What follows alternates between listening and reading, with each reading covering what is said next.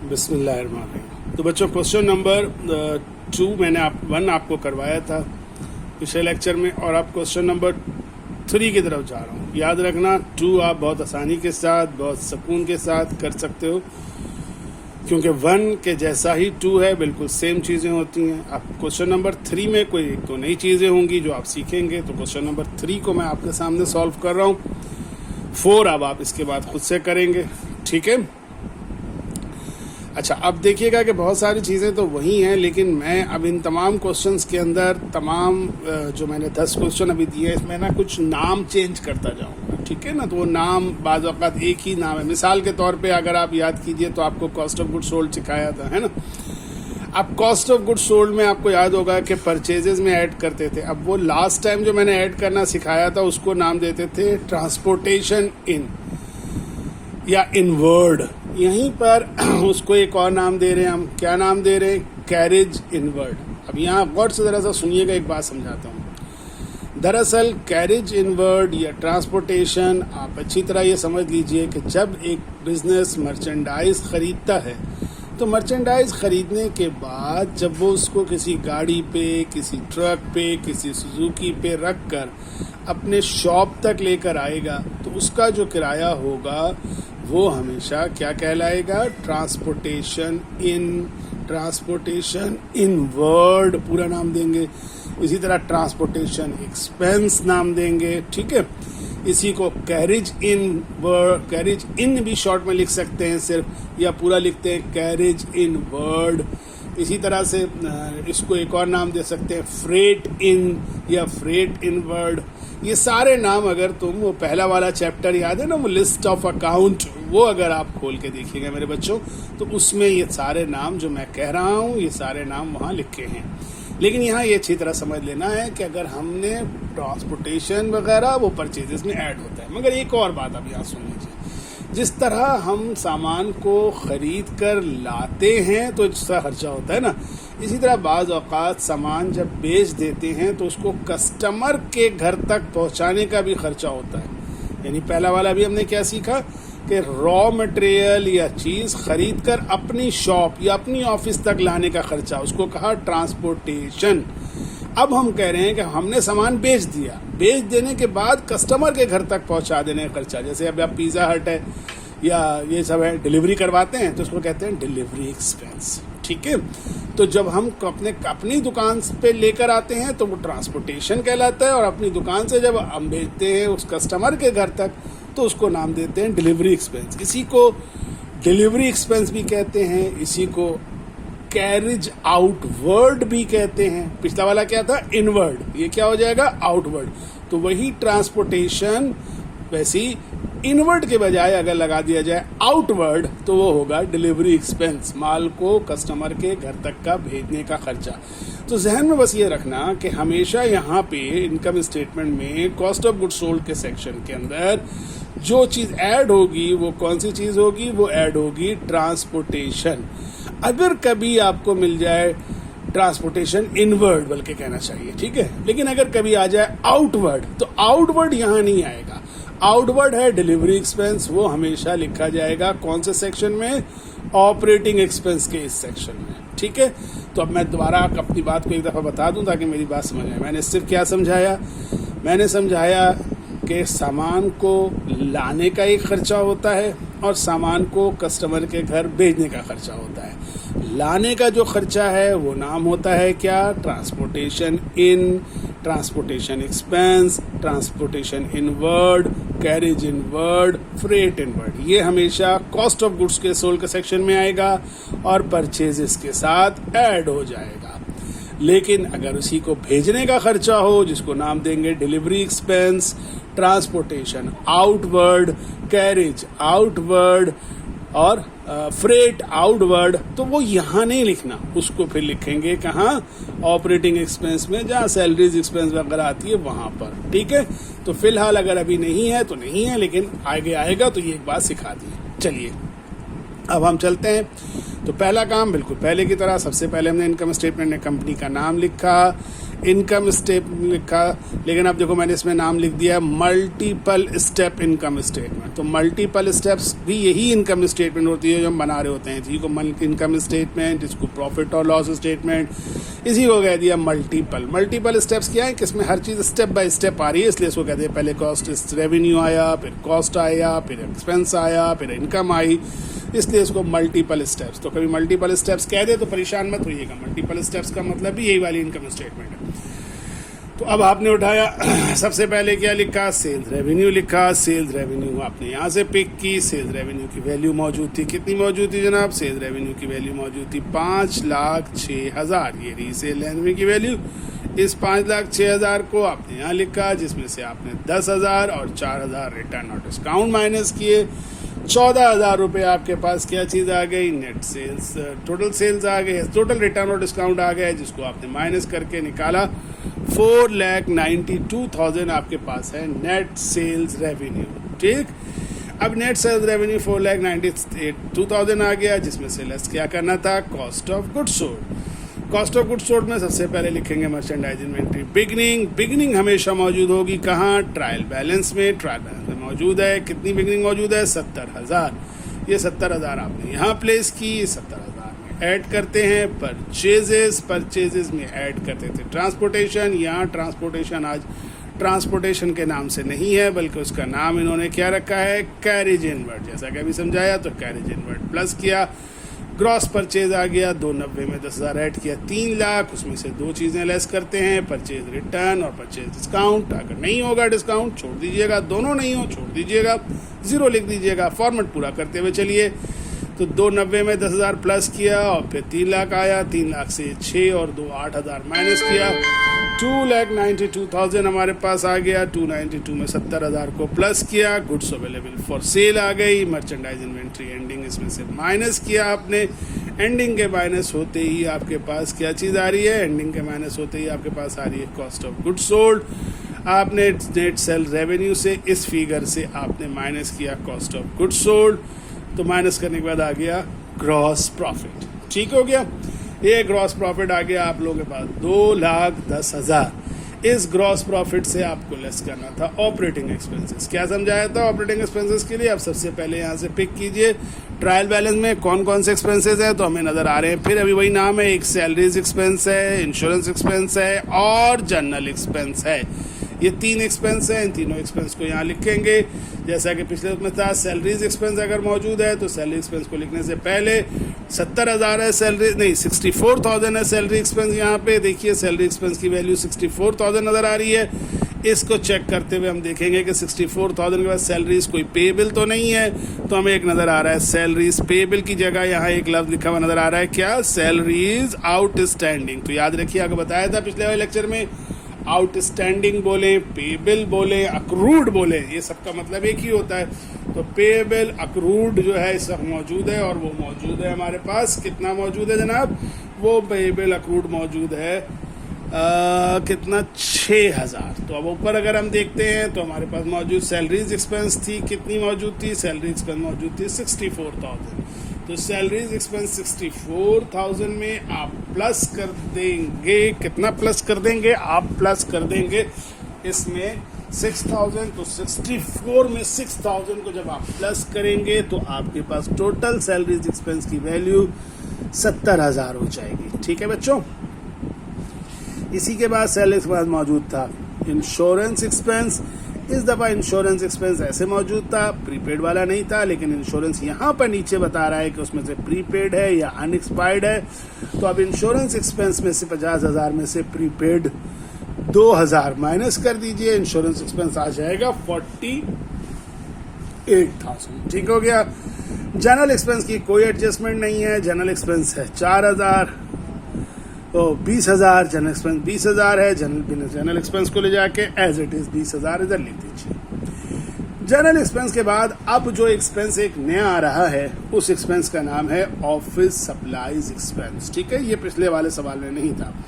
Office supplies, ये याद रखिएगा, कभी ऑफिस सप्लाईज के नाम से आ सकता है, कभी office supplies store supplies expense आ सकता है, कभी शॉप सप्लाईज के नाम से आ सकता है। ये सब जो बातें मैं सिखा रहा हूँ ये तीनों चारों सूरतों में, यानी ऑफिस सप्लाई कहे तब भी यही, और स्टोर सप्लाई कहे तब भी यही, शॉप सप्लाईज कहे तब भी यही करना है।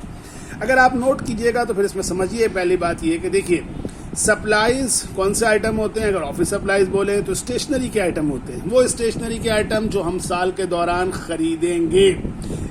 अब उसमें से जब हम खरीदते हैं तो उसमें से कुछ आइटम ऐसे हैं जो इस्तेमाल हो जाते हैं और कुछ आइटम ऐसे होते हैं जो इस्तेमाल नहीं हो पाते। तो एक पहले बात समझ लीजिए, दो चीजें बनानी है ना, एक इनकम स्टेटमेंट और एक बैलेंस शीट। तो जितना ऑफिस सप्लाईज है उसमें से जो इस्तेमाल हो चुकी होगी, यानी अगर हमने फर्ज करो रजिस्टर खरीदे, मिसाल है कि हमने ऑफिस में इस्तेमाल करने के लिए 10 रजिस्टर्स खरीदे। अब उन 10 रजिस्टर्स में से इस साल 8 रजिस्टर इस्तेमाल हो गए, तो कितने बच गए जो इस्तेमाल नहीं हुए? 2 ऐसे रजिस्टर हैं जो इस्तेमाल नहीं हुए। तो जहन में रखो कि अगर 10 रजिस्टर खरीदे हैं, 8 इस्तेमाल हो गए, तो जो 8 इस्तेमाल हो गए उनकी कॉस्ट एक्सपेंस है वो इनकम स्टेटमेंट के इस सेक्शन में आएगी, ऑपरेटिंग एक्सपेंस में। और जो बच जाएगी ना वो यहाँ आ जाएगी बैलेंस शीट में। अब मैं इस दफा ना बैलेंस शीट भी साथ साथ बताता हुआ चलता हूँ। तो अब मसला ये है कि अगर तुम यहाँ नोट करो तो ऑफिस सप्लाईज हमारे पास कितने की खरीदी गई थी? देखिए 6000 की, यानी हमने जो ऑफिस में सप्लाईज खरीदी वो 6000 की खरीदी। अब हमें क्या देखना होगा? हमें देखना होगा नीचे एडजस्टमेंट डाटा में कि इस 6000 में से हम कितनी ऑफिस सप्लाई इस्तेमाल कर चुके हैं और कितनी ऑफिस सप्लाईज अभी भी बाकी पड़ी हुई हैं। जो इस्तेमाल कर चुके हैं उसकी वैल्यू को लिखना होगा किसमें? इनकम स्टेटमेंट में, और जो बच चुकी हैं उसकी बची हुई हैं अभी भी, उसकी वैल्यू को कहाँ लिखना होगा? बैलेंस शीट में। पहले तो अच्छी तरह ये बात समझ में आ जानी चाहिए, बोलो समझ में आई? कि जो ऑफिस सप्लाईज है टोटल कितनी? 6000। अब 6000 में तो जितनी वीकर भी इस्तेमाल हो गई है वो कहाँ आएगी? इनकम स्टेटमेंट में। जो बच गई वो कहाँ जाएगी? बैलेंस शीट में। ठीक है, अच्छा अब पहचानेंगे कैसे कि कितनी? तो देखो लफ्ज है जो इस्तेमाल हो चुकी होगी वो बताएगा एडजस्टमेंट डाटा में। अब वो बताने के लिए बता सकता है, इस्तेमाल की बताएगा तो बताएगा यूज्ड, कंज्यूम्ड। कंज्यूम का मतलब समझते हो ना, इस्तेमाल हो जाना। इसी तरह जो बची हुई होगी उसके बारे में कहेगा अनयूज्ड या ऑन हैंड। तो दोनों में से कोई एक बताएगा। अब देखो टोटल कितनी थी? 6000। नीचे पढ़ो, देखो क्या कहता है, ऑफिस सप्लाई कितनी यूज हो गई? 4000। तो सोचो कितनी नहीं यूज हुई? 2000। शाबाश। तो 6000 ऑफिस सप्लाईज थी, 4000 यूज बता दिया। तो भाई इनकम स्टेटमेंट में कितना लिखना चाहिए? सोचो, अभी बताया। तो इनकम स्टेटमेंट में लिखेंगे ऑफिस सप्लाईज एक्सपेंस, यूज जो है वो है 4000। यूज लिखे ना लिखे, एक्सपेंस लिख दे, उसका मतलब है 4000। लेकिन याद रखो 6000 टोटल था, 4000 यहाँ लिखा। जब बैलेंस शीट बनाओगे तो ऑफिस सप्लाई 2000 लिखोगे, क्योंकि ये ऑफिस सप्लाई अभी यूज नहीं हुआ है। लेकिन दोनों में फर्क नोट करो। जब इनकम स्टेटमेंट में लिखा था तो पूरा लिखा, क्या लिखा? ऑफिस सप्लाईज एक्सपेंस, जिसका मतलब हो गया कि ये ऑफिस सप्लाई इस्तेमाल हो चुकी है। लेकिन जब बैलेंस शीट में लिखा तो सिर्फ क्या लिखा? ऑफिस सप्लाईज, यहाँ एक्सपेंस नहीं लिखा। क्यों? क्योंकि ये अभी इस्तेमाल नहीं हुई है। तो एक्सपेंस हुआ तो उसका मतलब है यूज, और नहीं लिखा एक्सपेंस तो उसका मतलब है कि वो अभी यूज नहीं है, एसेट है, बची हुई है।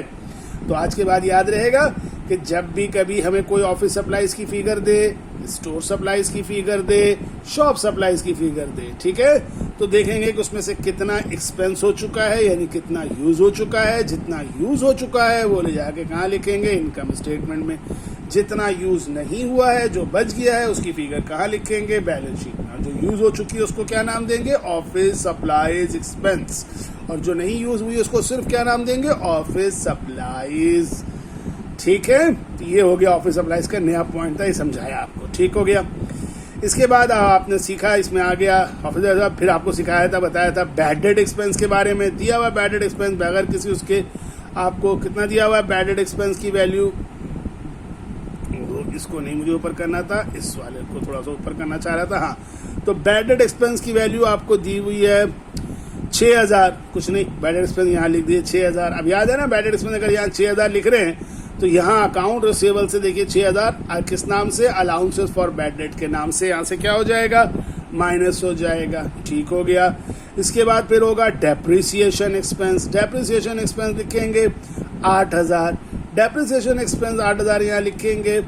तो ये 8,000 आप यहाँ लिखने के साथ आप देखिए कि यहाँ इक्विपमेंट के साथ अलाउंसेस फॉर डेप्रिसिएशन के नाम से 8,000 क्या हो जाएगा माइनस। और मैंने लास्ट लेक्चर में बताया था कि बाकी सारे एक्सपेंस तो आपको ऊपर मिलेंगे, लेकिन ये दोनों कभी भी नहीं मिलेंगे, ट्रायल बैलेंस में नहीं मिलेंगे। कौन से दोनों? बैड डेट एक्सपेंस और डेप्रिसिएशन। ये हमेशा एडजस्टमेंट डाटा से लेकर आएंगे, यहाँ फिगर लिखेंगे और बैलेंस शीट में लिखेंगे। ठीक हो गई बात। अच्छा, अब यहाँ पर एक चीज ध्यान में रखिएगा, जैसे अब आप मुझसे यहाँ पे आगे कहेंगे सर हमने सैलरीज तो लिखा, इंश्योरेंस तो लिखा, जनरल एक्सपेंस, इंटरेस्ट क्यों नहीं लिखा, कमीशन क्यों नहीं लिखा? तो देखो फर्क है, ये तीन जो थे ना, सैलरीज, इंश्योरेंस, जनरल, ये तीनों के आगे क्या लिखा हुआ था? एक्सपेंस। तो ये तीनों आगे ऑपरेटिंग एक्सपेंस में। लेकिन ये इंटरेस्ट के आगे क्या लिखा हुआ है? रेवेन्यू। कमीशन के आगे क्या लिखा हुआ है? इनकम। तो ये दोनों इनकम या रेवेन्यू है, तो ये यहाँ एक्सपेंस में नहीं आएंगे, ये आएंगे कहाँ? अदर इनकम में। हाँ, अगर एक बताऊं, अगर इसी जगह पे यहाँ पे भी इंटरेस्ट रेवेन्यू नहीं लिखा होता बल्कि इंटरेस्ट एक्सपेंस लिखा होता तो वो भी इसी जगह आ जाता। कमीशन इनकम नहीं लिखा होता, कमीशन एक्सपेंस लिखा होता तो वो भी यहाँ आ जाता। लेकिन आज ये दोनों क्या है? रेवेन्यू है और क्या है? इनकम है, इसलिए एक्सपेंस में नहीं आएंगे। अब देखिए कितना है इंटरेस्ट रेवेन्यू? 30,000। कितना है कमीशन इनकम? 10,000। अब ये दोनों को मैंने अलग अलग इसलिए लिखा है कि ये दोनों इनकम और रेवेन्यू दोनों एक ही चीज है, लेकिन नाम दोनों के अलग अलग लिए जाते हैं, तो इसलिए दोनों लिखते हैं। अब इसमें मैंने लास्ट टाइम सिखाया था कि अगर कोई इनकम या रेवेन्यू रिसीवेबल हो या अक्रूड हो, उसको प्लस कर देना, ठीक है। और अगर अनअर्न्ड हो तो उसको क्या कर देंगे? माइनस। तो देखो यहाँ नीचे इंटरेस्ट के बारे में कह रहा है कि वो रिसीवेबल है, तो जो इंटरेस्ट रेवेन्यू कितना था? 30,000। उसमें ये जो 10,000 नीचे कह रहा है कि रिसीवेबल है, इस 10,000 रिसीवेबल को क्या कर दो? उस ऊपर वाले में प्लस कर दो। 30,000 प्लस 10,000, तो इंटरेस्ट रेवेन्यू कितना आ जाएगा? 40,000। ठीक है। इसी तरह इसके बाद 40,000 के बाद अगर आप आगे बढ़ते हैं तो आपको क्या नजर आता है कि वो जो था हमारे पास क्या था? इंटरेस्ट के बाद मौजूद था अगला वाला कौन सा आइटम था? सॉरी, हाँ, कमीशन इनकम। तो कमीशन इनकम 10,000 था, लेकिन कमीशन इनकम में से 4,000 अनअर्न्ड है, तो 10,000 जो कमीशन इनकम ऊपर था उसमें से अनअर्न्ड वाले इनकम को क्या कर दिया जाएगा? माइनस।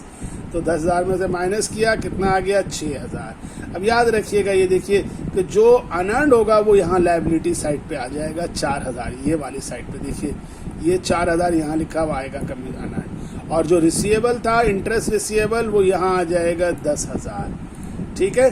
असल में आपको जो सबसे बड़ा आगे चल, पहले प्रैक्टिस कर लीजिए थोड़ा सा इसी फॉर्मेट के तहत। जो सबसे बड़ा प्रॉब्लम होगा ना बेटा, वो बैलेंस शीट का प्रॉब्लम होगा। और बैलेंस शीट का प्रॉब्लम जो है हमेशा सॉल्व इसी तरह से होगा कि ये जितने आइटम होते हैं ट्रायल बैलेंस के, वो सिर्फ एक जगह आते हैं और ये आइटम दो जगह आते हैं। देखिए आप, इंटरेस्ट इनकम यहाँ भी आया, इसने यहाँ भी रोल प्ले किया, यहाँ भी रिसीवेबल आ गया।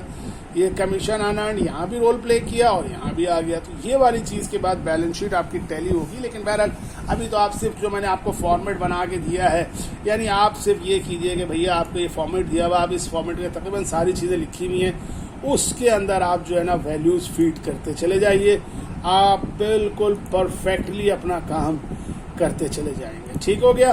तो अब क्वेश्चन नंबर में ये इनकम स्टेटमेंट आप बना लिया आपने, ये प्रॉफिट आ गया, ये माइनस किया, 1 लाख इसमें नेट प्रॉफिट बनता है। कैसे? पहले सेल से कॉस्ट ऑफ गुड सोल्ड, फिर जो ग्रॉस प्रॉफिट आया उससे ऑपरेटिंग एक्सपेंस, ऑपरेटिंग एक्सपेंस से आया ऑपरेटिंग इनकम, ऑपरेटिंग इनकम में ऐड कर दिया अदर इनकम, तो नेट इनकम आ गया 1 लाख रुपीज। बैलेंस शीट बनाना भी बिल्कुल सिंपल है कि अब आपने बैलेंस शीट को उठाया, कैश की वैल्यू उठाई, एज इट इज कैश की वैल्यू ले ली वहां से, अकाउंट रिसीवेबल की वैल्यू उठाई, allowances for bad debt less कर दिया, इंटरेस्ट रिसीवेबल, चूंकि रिसीवेबल सारे साथ आ गए, एंडिंग इन्वेंट्री 80,000, ये 80,000 है, ये 80,000 आ जाएगी। फिर ऑफिस सप्लाईज है, ऑफिस सप्लाईज आ जाएगी। प्रीपेड इंश्योरेंस है, प्रीपेड इंश्योरेंस आ जाएगा। फिर आपके पास मौजूद है करंट एसेट में, फिर नॉन करंट एसेट में फर्नीचर है, इक्विपमेंट है। अब फर्नीचर पे इस दफा डेप्रिसिएशन नहीं है, अगर होता तो उससे भी ऐसी माइनस होता जैसे इक्विपमेंट से माइनस हो रहा है रहेगा। ठीक है। फिर उसके बाद इधर आ जाइए account payable, salary payable, unearned commission. ठीक हो गया। और उसके बाद कैपिटल, कैपिटल में प्रॉफिट, जो अभी ये निकाला था 1 लाख, ये प्रॉफिट यहाँ से प्लस होगा। याद रहे कि ये जो 1 लाख प्रॉफिट है वो यहाँ प्लस होगा और ड्राइंग यहाँ से मिलेगी, ट्रायल बैलेंस से माइनस होगा और दोनों साइड को टोटल किया जाएगा, तो ये फिर बैलेंस शीट बराबर होगी। तो क्वेश्चन नंबर 1 मैंने करवा दिया। क्वेश्चन नंबर 2 आपसे कहा कि आप लोग खुद करें, कुछ बच्चों ने कर भी लिया था, लेकिन जिन्होंने नहीं किया है आज मैं उसको रिवील कर रहा हूँ। उसके बाद क्वेश्चन नंबर 3 मैंने करवाया। अब इसी तरह से क्वेश्चन नंबर 3 की तरह से आप बैठकर क्वेश्चन नंबर 4 को 3 को पहले सॉल्व कीजिए, उसके बाद क्वेश्चन नंबर 4 को सॉल्व कीजिएगा, ठीक है। लेकिन क्वेश्चन नंबर 4 में थोड़ा सा 1-2 चीजें हैं जो कि अब आप देखिएगा किस तरह से मैं देखता हूं आप लोगों को करने के लिए। इसमें एक कंपटीशन दी हुई है, क्वेश्चन नंबर 3 पहले कंप्लीट करिए और उसके बाद फिर हम आपको क्वेश्चन नंबर 4 की तरफ लेके जाएंगे, ठीक है बच्चों। तो क्वेश्चन नंबर 2, 3 कंप्लीट कीजिए, फिर 1-2 सवाल इसके करने के बाद मुझे बताइएगा उस पे व्हाट्सएप ग्रुप पे, तो मैं आगे आपको बताता हूँ कि हम 5 ईयर के क्वेश्चन कैसे कर सकेंगे। और इन लोगों ने वगैरह ने किया था जिन्होंने, तो वो भी देख लीजिए, ठीक है। अल्लाह हाफिज़।